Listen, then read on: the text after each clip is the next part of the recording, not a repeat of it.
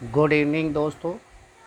आज हम CAT exam के लिए कुछ महत्वपूर्ण क्वेश्चन करेंगे जो एनटीए क्वेश्चन बैंक से संबंधित होंगे। और जो आज का हमारा टॉपिक रहेगा वो रहेगा भारतीय इतिहास। इतिहास का सबसे पहले हम इतिहास को 3 भागों में बांटा गया है: प्राचीन इतिहास, मध्यकालीन इतिहास और आधुनिक इतिहास। सबसे पहले हम प्राचीन इतिहास के कुछ महत्वपूर्ण क्वेश्चन करेंगे जो एनटीए पैटर्न पर आधारित होंगे। बात करें इतिहास, इतिहास का अर्थ होता है कि बीती हुई वह घटना जिससे समाज में बदलाव आया हो।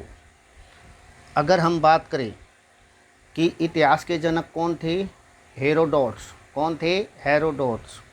और हेरोडोट्स को इतिहास का जनक की उपाधि किसने दी थी? रोमन दार्शनिक सिसरो ने दी थी। किसने दी थी? रोमन दार्शनिक था एक सिसरो। उसने हेरोडोट्स को क्या कहा था? इतिहास का पितामह, या कह सकते हैं इतिहास का जनक। इन्होंने एक पुस्तक लिखी थी इतिहास के ऊपर, हिस्टोरिका। हिस्टोरिका शब्द ग्रीक भाषा से लिया गया है। ग्रीक भाषा के किससे? हिस्टोरिया से, जिसका मतलब होता है अवशेषणों से प्राप्त ज्ञान। अगर हम बात करें भारतीय इतिहास के जनक कौन है भाई? भारतीय इतिहास के जनक है वेद व्यास। कौन है भाई? वेद व्यास, जिन्होंने महाभारत लिखी थी।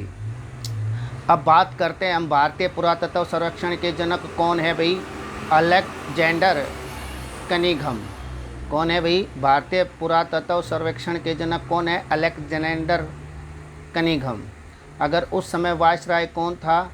Lord Canning. उस समय वायसराय कौन था भाई? Lord Canning. अगर इतिहास के विभाजन की बात करें तो इतिहास को 3 भागों में बांटा है: प्राग इतिहास, आदि इतिहास और ऐतिहासिक काल। अगर प्राग इतिहास की बात करें, एक ऐसा काल था जहाँ पर मनुष्यों को न तो लिपि का ज्ञान था न ही अक्षर का ज्ञान था। अगर हम बात करें प्रस्तर युग और पाषाण काल, आदि मानव को न तो लिखने का ज्ञान था न ही पढ़ने का ज्ञान था। तो ये प्रस्तर युग और पूर्व पाषाण काल किससे संबंधित है भाई? प्राग इतिहास से संबंधित है। आदि इतिहास की बात करें, जिनको लिपि अक्षर का ज्ञान था लेकिन उसको पढ़ा नहीं जा सका, उनको अब तक पढ़ा नहीं जा सका, अब तक उनको पढ़ा नहीं जा सका है।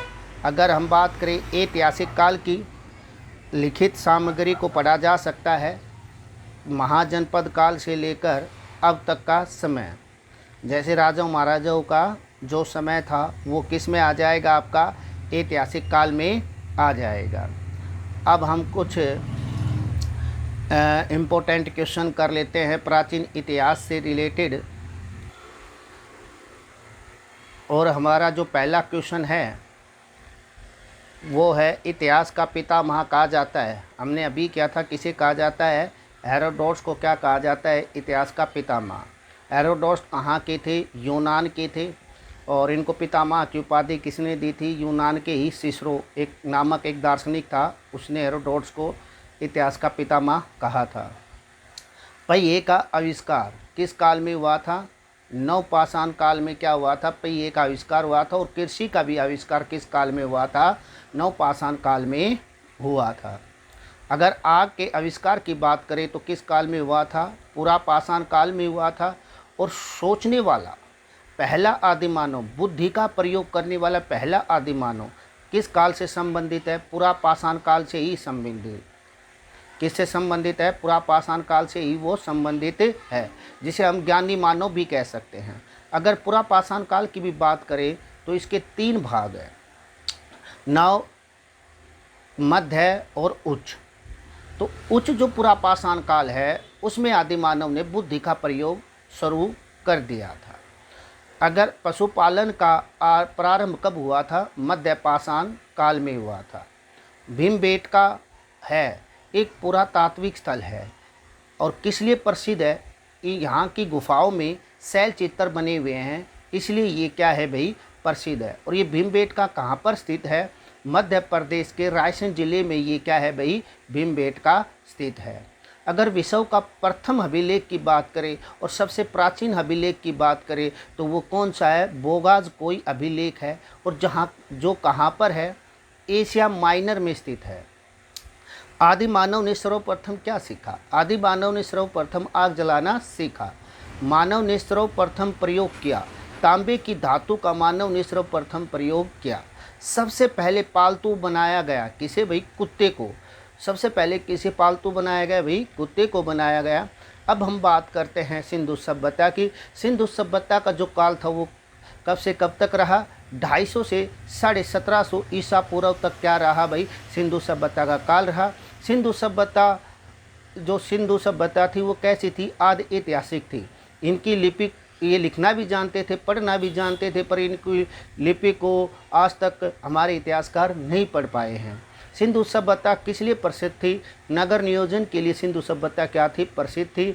और इनकी लिपि क्या थी, सिंधु सभ्यता की जो लिपि थी वो क्या थी, भाव चित्रात्मक थी। अगर बात करें सिंधु सभ्यता के लोगों का व्यवसाय क्या था, कृषि का था। और सिंधु वासियों का जो मुख्य फसल थी क्या थी, जौ और गेहूँ थी। अगर कपास की खेती की प्रारंभ की बात करें तो किसने की थी भाई, सिंधु वासियों ने ही कपास की खेती का आरंभ किया था। अगर सिंधु सभ्यता का पूर्वी और पश्चिमी स्थल की बात करें तो सबसे पूर्वी स्थल क्या है भाई, अगर पूर्व की बात करें तो उत्तर प्रदेश में है, मेरठ जिले में आलमगिरी, जो कहाँ पर है, हिड्डन नदी के किनारे पर स्थित है। अगर सबसे पश्चिमी स्थल की बात करें तो पाकिस्तान में क्या है, बलूचिस्तान है। बलूचिस्तान के क्या है, सुत कांगेडोर एक जगह है, वहाँ पर जो दासक नदी के किनारे पर स्थित है। अब बात करते हैं सिंधु सभ्यता का सबसे उत्तरी और दक्षिणी स्थल कौन सा है।